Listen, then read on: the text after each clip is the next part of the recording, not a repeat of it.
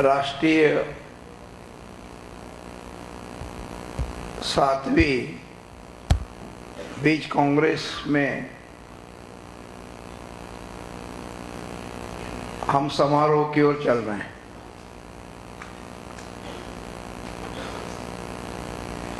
और इस समारोह के जो पल होते हैं वो यादगार भी होते हैं और परिणाम देने वाले भी होते हैं। और 2-3 दिन तक किसी एक निर्धारित स्थान पर समग्र राष्ट्रीय स्तर के विशेषज्ञ अपने अनुभव को जब शेयर करते हैं, उससे मिलने वाला जो परिणाम है वह गोष्ठी की सफलता को प्रमाणित करता है। मैं इस अवसर पर इतना कहना चाहता हूं कि 25 तारीख से लगातार 3 दिवस यहाँ जो प्रेजेंटेशन हुआ है, जो विचार विमर्श हुआ है, जिन बिंदुओं पर चिंतन हुआ है, वह न केवल मध्य प्रदेश अपितु पूरे भारतवर्ष के बीज से जुड़े सारे क्षेत्रों के लिए एक नींव का पत्थर साबित होगा। ऐसे शुभ अवसर पर हमारे विभाग के प्रमुख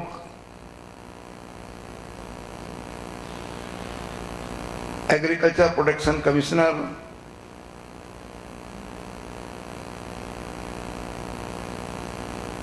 माननीय R.K. स्वाई साहब,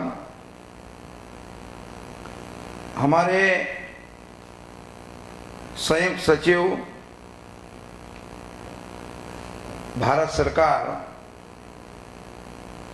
जो इस गोष्ठी में विशेष रूप से उपस्थित हैं, सम्मानित संजय लोहिया जी, हमारे विभाग के प्रमुख सचिव डॉक्टर राजेश राजौरा, सम्मानीय R.K. त्रिवेदी जी, R.K. गुप्ता जी तथा इस राष्ट्रीय बीज सम्मेलन में पधारे हुए पूरे भारतवर्ष के वस्तु विशेषज्ञ, साइंटिस्ट, चिंतक और बीज उत्पादक प्रतिनिधि भाइयों बहनों,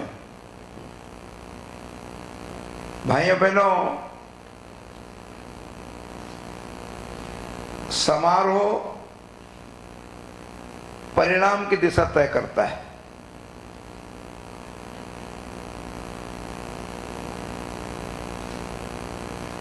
प्रस्तावना में यहाँ पर जो विभिन्न सत्र हुए हैं और बीच से संदर्भित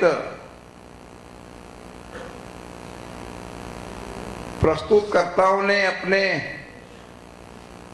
अनुभव के आधार पर और भौगोलिक संरचना के आधार पर जो 3 दिन तक मेहनत कर परिणाम देने का प्रयास किया है, उसका हम सब के सामने त्रिवेदी जी ने विस्तृत व्रत रखा है।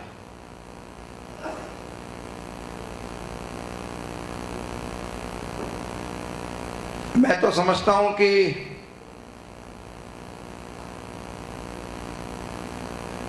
सभी लोग बधाई के पात्र हैं।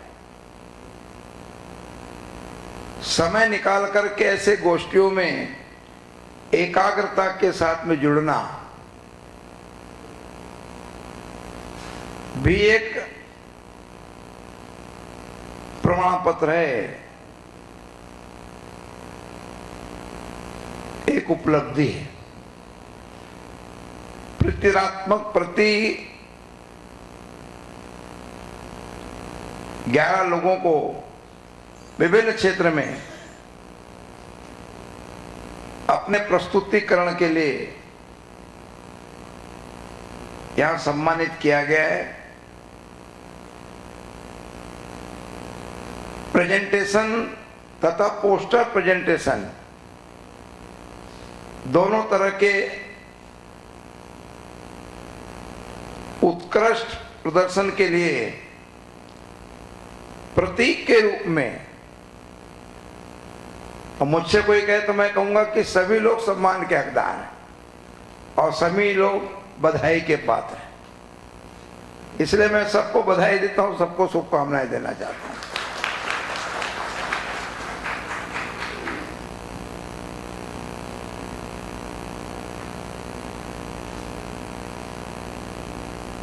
मैंने पिछले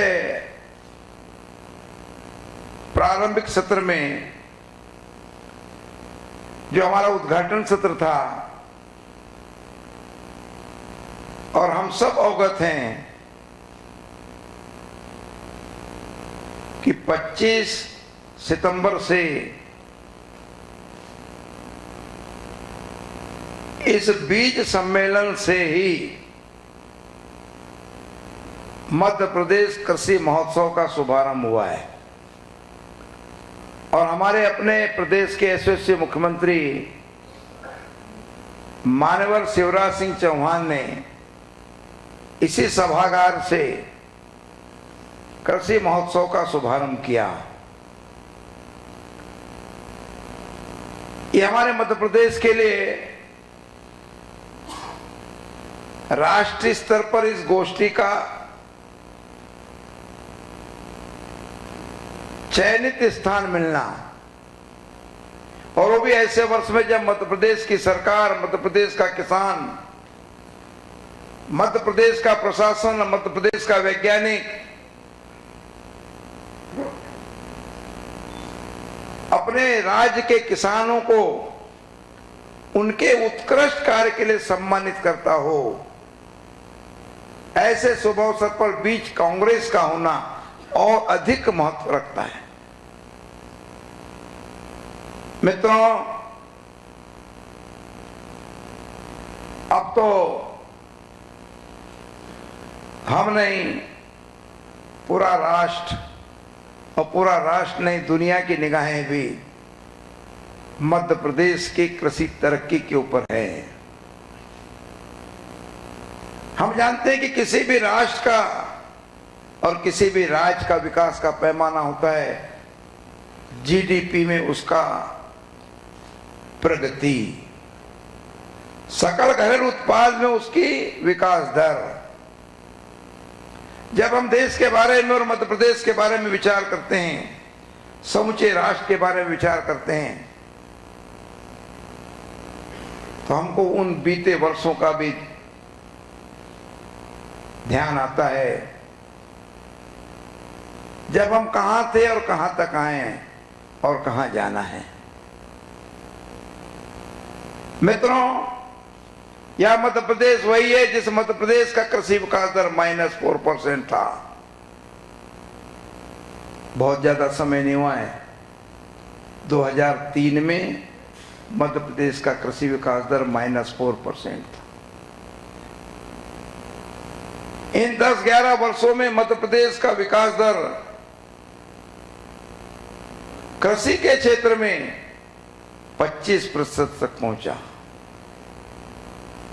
और कृषि का विकास दर 25% पहुंचने के कारण राज्य का जीडीपी पिछले 5 साल का औसत 10.20% औसत रहा है। यदि राज्य के जीडीपी की हम बात करें तो राष्ट्रीय औसत से हम दुगने पर हैं। जैसा मैंने पूर्व में कहा, किसी भी राज्य का, किसी भी राष्ट्र का जब पैमाना का आकलन दुनिया के नक्शे पे होता है तो उसके जीडीपी के ऊपर दृष्टि जाती है।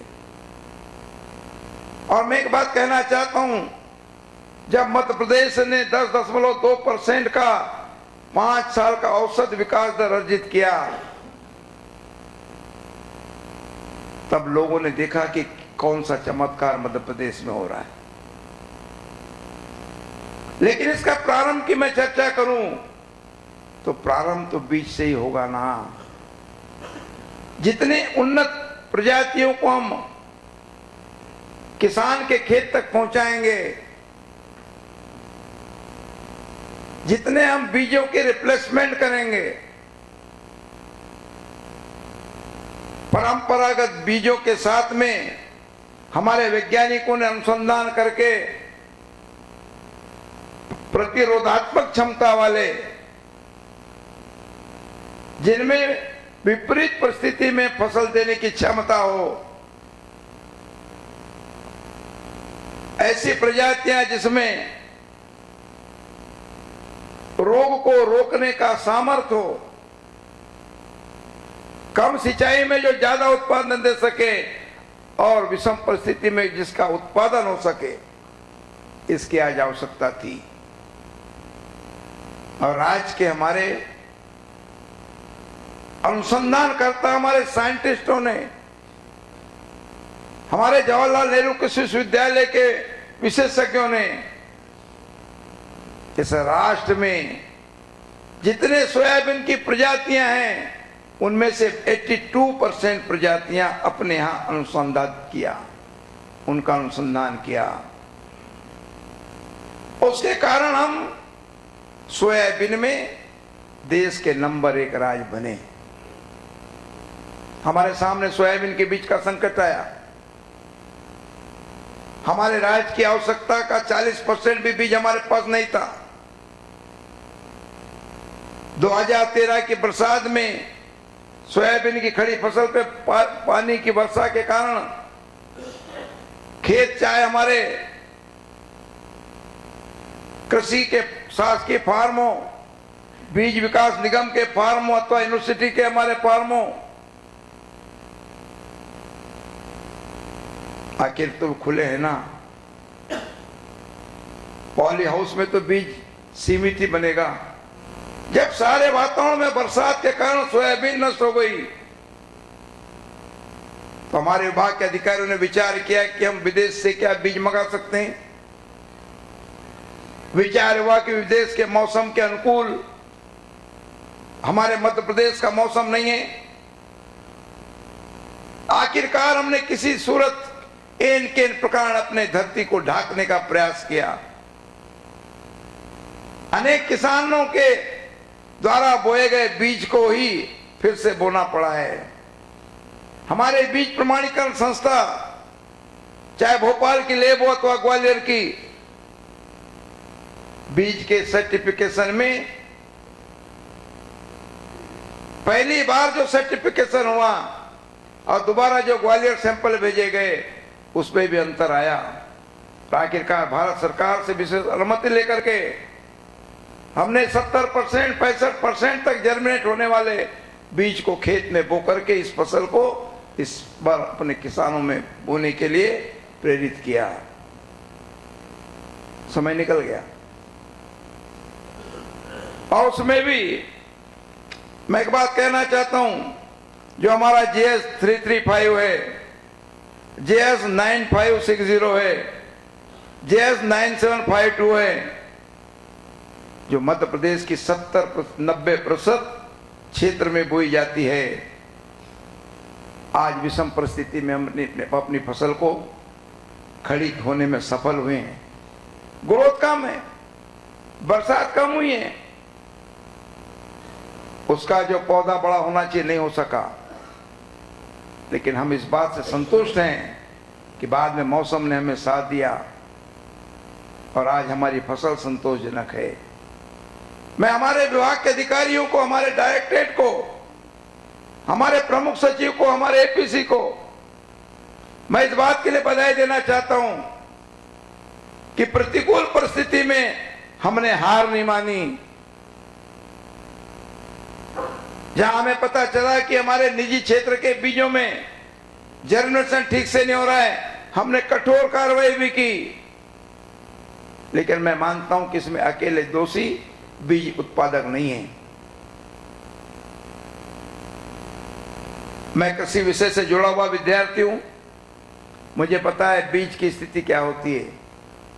मैं एक बात आपसे कहना चाहता हूं, आज हम खेती की पद्धति में परिवर्तन की ओर आगे बढ़ रहे हैं। अभी हमारे जबलपुर का जो बीसा फार्म है, वहां पर मई महीने में सोइंग हो गई। सीड का ट्रीटमेंट करके उन्होंने बिना जुताई के लाइन सोइंग, लाइन फर्टिलाइजर से बोनी कर दी। 8 किलो प्रति एकड़ क्रांति बोया है, सिर्फ 8 किलो प्रति एकड़। 1 किलो क्रांति के ट्रीटमेंट के लिए 2.5 रुपया खर्चा हुआ है। उसको किसी कीट ने, किसी चींटी ने, किसी जंतु ने उसको नष्ट नहीं कर सका। और इसी माह के मैं प्रथम सप्ताह में जबलपुर गया था। आज मुझे बताते प्रसन्नता है कि डायरेक्ट सोइंग हुई उस फार्म में औसतन 20 से 25 कुंटल प्रति एकड़ क्रांति का उत्पादन होने का अनुमान है। हमको कृषि की पद्धति में भी सुधार करने की आवश्यकता है। कम लागत से हम किस तरह से उत्पादन कर सके, बीज की कम मात्रा कैसे अपना प्रोडक्शन बढ़ा सके। हमको खेती में लागत को घटानी होगी, और खेती में लागत को घटाना है तो बीज के दुरुपयोग को भी हमको रोकना पड़ेगा। हमने एसआरआई पद्धति को पूरे राज्य में प्रमोट किया। मुझे पता है रीवा संभाग में छिड़काव के द्वारा बोनी होती थी। हमारी सरकार के मुखिया माननीय शिवराज सिंह चौहान ने और हमारे विभाग ने मुख्यमंत्री के संकल्प को धरातल पे क्रियान्वयन किया, और आज एसआरआई पद्धति का परिणाम है कि हमारे बड़े पैमाने पर अब ट्रांसप्लांटेशन का काम मध्य प्रदेश में हो रहा है। हम डिबलिंग पद्धति की ओर आगे जा रहे हैं।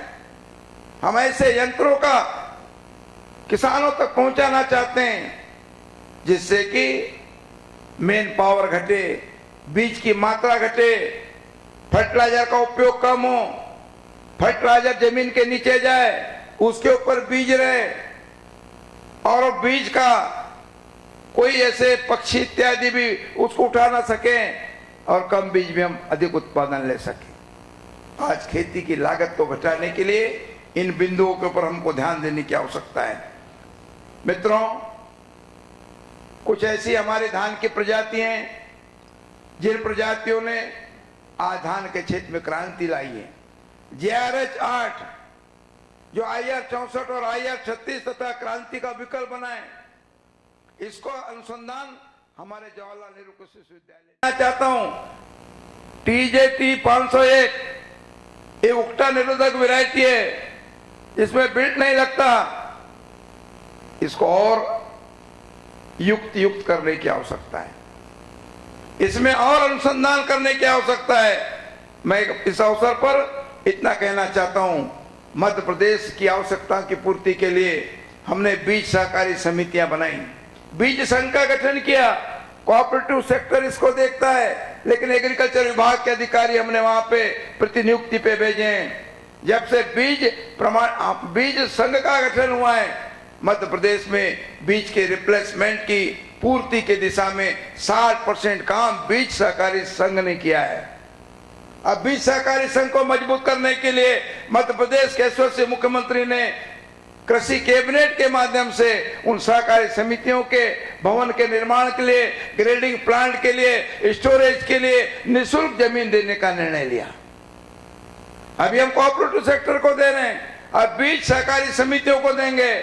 यदि राज्य की सरकार संसाधन जुटाएगी तो मैं मानता हूं हमारे पास में कभी बीज की कमी नहीं आएगी। आज बीज बैंक बनाने की आवश्यकता है। कभी ऐसी परिस्थिति आ जाए कि हमको किसी अन्य राज्य को बीज देना पड़े, अपने राज्य की पूर्ति के साथ में हमको अन्य राज्य की पूर्ति के लिए भी सजग रहने की आवश्यकता है।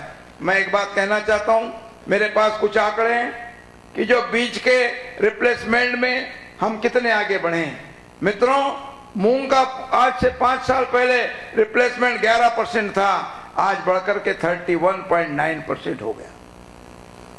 उड़दे के संदर्भ में उड़द की दाल 6.9% रिप्लेसमेंट करते थे, आज अब 15.1% कर रहे हैं। तुअर में 6.8 करते थे, आज 17.6 कर रहे हैं। धान में हम 15.6 करते थे, आज 22.6 कर रहे हैं। मक्के में हम 21.2 करते थे, आज 73.4% हम मक्के की नई वैरायटियों को और जो हमारे हाइब्रिड को बो रहे हैं। मैं पिछले गर्मी के समय में खंडवा बुरहानपुर गया था, मैंने देखा कि वहां पे मक्के का उत्पादन 20 से 30 क्विंटल प्रति एकड़ का है। मैं जिस क्षेत्र से आता हूं, जहां का मैं प्रभारी मंत्री हूं, छिंदवाड़ा, वहां तो मक्के में क्रांति आई हुई है। बड़े पैमाने पे लोगों ने हाइब्रिड मक्के को बोया है और मक्का हमारे भोजन का मुख्य अंग है। इसके अनेक बाई प्रोडक्ट बन सकते हैं और इस संदर्भ में जो आज हमारे यहां पर आने वाले 7, 8, 9 को इन्वेस्टर सबमिट हो रहा है, उस संदर्भ में हमारे यहाँ पे प्रमुख सचिव साहब बैठे हैं। मैं उनसे कहना चाहता हूं कि फूड प्रोसेसिंग यूनिट में मक्के के बाय प्रोडक्ट आधारित उद्योगों के लिए हम उद्योगपतियों से बात करें। हमारे पास में जितना मक्का पैदा हो रहा है, उस मक्के को आज हम पीडीएस की दुकानों में भेज रहे हैं, लेकिन पीडीएस की दुकानों में इतना बढ़ता हुआ उत्पादन आगे खपत नहीं होगी और हमको इसके बाय प्रोडक्ट बनाने के बारे में विचार करना पड़ेगा। लोग आने को तैयार हैं, उनको इस बात की सिक्योरिटी चाहिए, क्या उनको लगातार मक्का मिलेगा। इसी के साथ साथ सोयाबीन के संदर्भ में कहना चाहता हूं, सोयाबीन का भी रिप्लेसमेंट और बढ़ाने की आवश्यकता है। 23 था, अब 32 है। गेहूं में 18 था, अब 22 है। चना का 75 था, अब 15 है। जितना ज्यादा बीज का रिप्लेसमेंट होगा, उतना अच्छी फसलें आएगी। मैं इतना कहना चाहता हूं कि हमको जहां एक और नए बीजों के विस्तार, प्रचार प्रसार के बारे में विचार करना है, वहीं पर हमारे पारंपरिक किस्में हैं पुरानी, उनको भी सजोए रखने की आवश्यकता है। उसके लिए सीड बैंक हमारी हैं, उनको और मजबूत करने की आवश्यकता है। इसमें है हमारे धान में जीरा शंकर, चिन्नौर, जवा फूल, ऐसे बहुत सी वैरायटी हो सकती है, काली कम्मो जैसी। हो सकता है कि आने वाले कुछ वर्षों के बाद में उसके जीन्स ही हमको नहीं मिलेंगे। इसके बारे में हमको विचार करना चाहिए। और इसी के साथ साथ मैं एक बात कहना चाहता हूं, हमको, जैसा मैंने पूर्व में कहा, हमको बीज के उत्पादन के साथ में हमारा जो उसको विस्तारित करना है, प्रगुणन करना है, उसके संदर्भ में हमको अत्याधुनिक पद्धति का भी बहुत ज्यादा प्रचार करने की आवश्यकता है। मैं टिश्यू कल्चर के संदर्भ में इतना कहना चाहता हूं, आज टिश्यू कल्चर हम सिर्फ मक्का, हम सिर्फ गन्ना और केले तक सीमित हैं। हमको टिश्यू कल्चर के संदर्भ में और अन्य फसलों की ओर जाना पड़ेगा, जैसे आलू, अदरक, लहसुन और अन्य हमारी फसलें हो सकती हैं। मैं जेम फसलों के संदर्भ में कहना चाहता हूं, आज कपास में बीटी कपास का 95% क्षेत्र बीटी कपास का है, लेकिन मैं इतना कह सकता हूं, हमको इसमें और प्रोडक्शन बढ़े, इसके बारे में विचार करने की आवश्यकता है। हमारा प्रोडक्शन कहीं ना कहीं रुक रहा है। मैं इतना इस अवसर पर कहना चाहता हूं कि मध्य प्रदेश में जो हमारे बीज उत्पादक यूनिट हैं, चाहे वो हमारे एनजीओ हों, चाहे हमारे किसानों के समूह हों, चाहे हमारे अन्य जो हमारे साथ में आज एमयूए कर रहे हैं, वे सब लोग हों, उनके ऊपर भी कुछ हमको जवाबदारी देने की आवश्यकता है। वो बीज का उत्पादन करें, बीज के मार्केटिंग करें, लेकिन बीज के उत्पादन और मार्केटिंग से नहीं, कम से कम उनको कुछ गांवों को गोद लेने की आवश्यकता है, जहां पे उन गांवों का हम सर्वांगीण विकास करके खेती को और मजबूती दे सकेंगे और वो लोगों के लिए मतलब वो ट्रेनिंग के रूप में उपयोग होगा।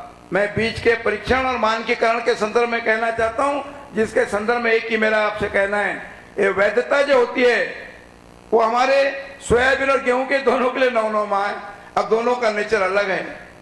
यहाँ साइंटिस्ट लोग बैठे हैं, जरा विचार करिए, गेहूं और सोयाबीन की जो वैधता अवधि है वो एक समान 9 महीने रखी गई है। ये ठीक नहीं है। इसके बारे में थोड़ा विचार करें, क्योंकि क्रॉप वाइज हमको विचार करना पड़ेगा किस कौन सा सीड कितने दिनों तक उसकी जर्मिनेशन की सिक्योरिटी रहेगी। इसके साथ ही साथ मैं एक बात कहना चाहता हूं, हमारे उन क्षेत्रों में जहां हमारे आदिवासी भाई रहते हैं वो बड़े पैमाने पे कोदो कुटकी बोते हैं, लेकिन मुझे याद है डिंडोरी में हमारा सिदारी फार्म है,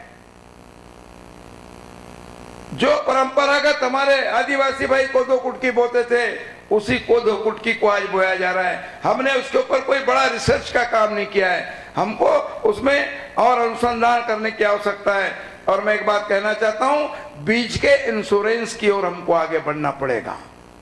जब तक हम बीज का इंश्योरेंस नहीं करेंगे तब तक बीज बोने के लिए कोई, बीज के उत्पादन में कोई आगे नहीं आएगा। इस दिशा में भी आज हमको एक प्रभावी अधिनियम बनाने की आवश्यकता है। और इस संदर्भ में मैं समझता हूं राज्य सरकार भी इसमें अपना योगदान देगी, क्योंकि मित्रों ये जो हमारा बीज है ये राष्ट्रीय एक तौर से इंटरेस्ट का विषय, राष्ट्रीय तरक्की का विषय, और इन बिंदुओं पर हमको बहुत ज्यादा विचार करने की आवश्यकता है। मैं इस अवसर पर इतना कहना चाहता हूं, जो हमारे प्रदेश में कोनोमीटर और मार्कर का उपयोग हुआ, इसके परिणाम हमारे सामने अच्छे आए हैं। हमारा प्रयास होना चाहिए कि हम बड़े पैमाने पे इसको और इसके लिए कोटा आवंटन बढ़ाने का प्रयास करें, अनुदान देने का, और इसमें हम बढ़ोतरी करें। रीज और फेरो के तो परिणाम की अब चर्चा करने की आवश्यकता नहीं, इसको तो किसान ने आत्मसात कर लिया। और इस संदर्भ में भी आने वाले समय में मैं समझता हूं इसमें सब्सिडी इत्यादि बढ़ाएंगे। बलराम जलाशय के संदर्भ में हमारा यह मानना है कि कम सिंचाई में ज्यादा उत्पादन लेने के लिए बलराम जलाशय के पानी में शुद्धता रहती है। ड्रिप इरिगेशन और स्प्रिंकलर इरिगेशन के माध्यम से कम पानी से एक एक बूंद पानी, ड्रॉप पानी से 1 ड्रॉप मोर क्रॉप, जो हमारे माननीय नरेंद्र मोदी जी ने सिद्धांत दिया है, उसके लिए बलराम जलाशय नींव के पत्थर साबित होंगे। हमें चाहते हैं कि उस दिशा में कम से कम जो बीज उत्पादन वाला क्षेत्र है उसको बलराम जलाशय के किनारे हम लगाएं, जिससे कि पानी की कभी हमारे किसानों को ना जाए। इसी के साथ साथ मैं इस अवसर पर इतना कहना चाहता हूं कि आज जो हमारी गोष्ठी हुई है, इस गोष्ठी में से निसंदेह परिणाम आएंगे। चर्चा बहुत हो सकती है, लेकिन मैं विषय तक अपने आप को सीमित रखते हुए इतना मैं आपसे कहना चाहता हूं, जिस किसान को अच्छा बीज हम दे सकेंगे, जिस किसान को बीज की बोने की तकनीकी का ज्ञान दे सकेंगे, जिस किसान को बीज के द्वारा बोए गए पौधे के संरक्षण के बारे में ट्रेनिंग दे सकेंगे, जिस किसान को हम हाइब्रिड पौधा किस तरह से क्रॉस करके हम हाइब्रिड पैदा करें इसकी ट्रेनिंग दे सकेंगे, तो हमारे पास में फिर बीज की चिंता नहीं होगी। आपको सुनकर के शायद एकाएक विश्वास नहीं होगा कि बालाघाट जिले में हमारा जो कृषि विज्ञान केंद्र है, वहाँ कृषि विज्ञान केंद्र के हमारे साइंटिस्ट किसानों को खेत में हाइब्रिड सीड बीट का पेड़ी का पैदा कर रहे हैं। हम किसान के खेत में हाइब्रिड पैदा करें, तब जाकर के हम राज्य की बीज की पूर्ति कर सकेंगे। मैं आप सबको बधाई देता हूँ, आप सबका अभिनंदन करता हूँ, आप सबका भोपाल में स्वागत करता हूँ। बहुत बहुत धन्यवाद। वंदे मातरम। भारत माता की जय।